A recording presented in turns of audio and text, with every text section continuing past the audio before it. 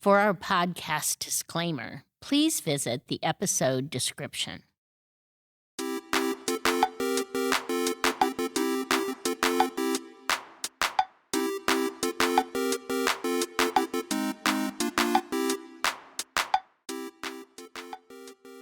Thanks so much for coming back to What the Heck is Happening in HR. Today, we're going to talk about change. Yep, it's a good old Bob Dylan song, but we're going to talk about change management and just some of the things that we do in HR, as leaders, as organizations, where we mess it up. Let's not spring upon the change. Oh, you know what? This is going to happen. This is what's happening, and I just wanted you to know. I always love it when they say, I just wanted you to know. They didn't bring tablets down from the mount. They knew it was happening. That's not communication. That's saying that they've checked a box, that they informed us. Doesn't mean I understand it. Doesn't mean I agree with it. Doesn't mean I know how to distill it as to what it means for my job. Don't spring it upon them. You need to read the room or read your environment. Where are employees? Have they gone through a lot of change already? Are they having to change locations? Are they changing bosses? Did you reorganize the departments? Have the budgets been cut? Have you changed out a market? Have you had part of the company acquired to grow it? Have you had part of a company that you have be able to be sold? Understand where they are in this whole bit. You want to prepare them. You want to adjust your mindset because you could be saying, oh, this is so exciting. I'm so excited. This is so good. You're going to be able to make all sorts of decisions and be able to grow, and you can see it as to what's going to happen. That doesn't mean your employees do. One thing we forget to do at times is to remind employees that they've survived change already. Once we're born, we go through changes all the time after that. And somebody told me once, if you're not changing, you're decaying. So you've got to keep changing. But you need to meet them where they are and celebrate what changes they've already done. Did they already go through an acquisition? Did they go through a change in buildings? Did they go through needing to work at home and now coming back to the office? Did they go through the fact that the vending machines don't have all the stuff they used to, or you don't even have them anymore because everything got stale and nobody uses them? What is it that they've changed and have made it through? Also, what have they changed in their personal lives? Maybe they're going through something with their spouse. Maybe they've changed locations. Maybe they've moved a parent in with them. All of that's changed too. And now you're coming along changing something else at the office? Maybe they don't want that. And so how do they tell you that? They tell you by the data you can look at. What's your illness rate? What's the increase in PTO that's happening? How anxious are your employees? Who's missing meetings? Now you're taking that as feedback to say, how are they handling the change?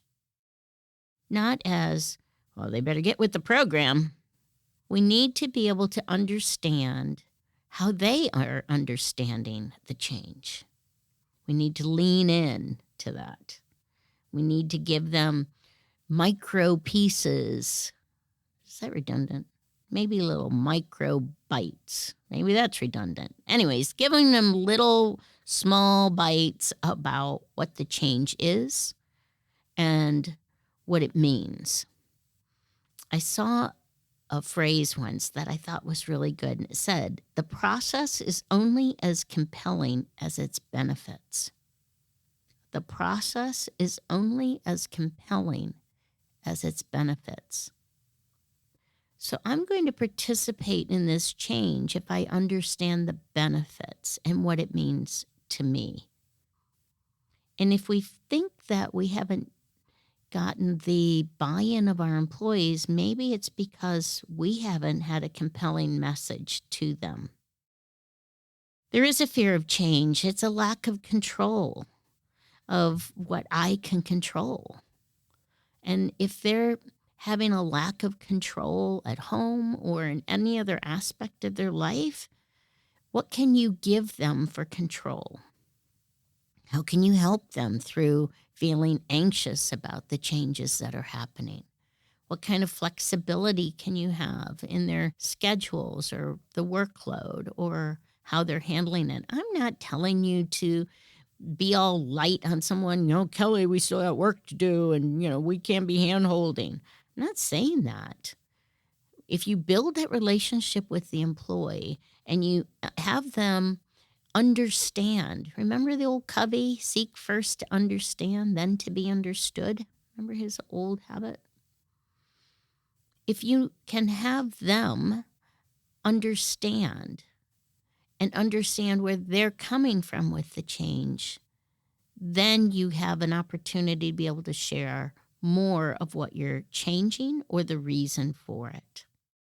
Remember, when you've been part of a decision of a change that's coming, whether it's a policy or a building or acquisition, whatever it might be, you probably have had several conversations about it. You've already processed it all. And then we spring it upon our employees. So instead, let's just give them bite-sized pieces of information. I love frequently asked questions because it lets employees see their question. And you should have people who can say, my employees are going to be thinking about this. Give them an answer, let them read them, let them take them home, let their coworkers, let their neighbors be able to say, yeah, I had that happen at our work. It's fine once you get through it. You want to be able to go through those changes successfully.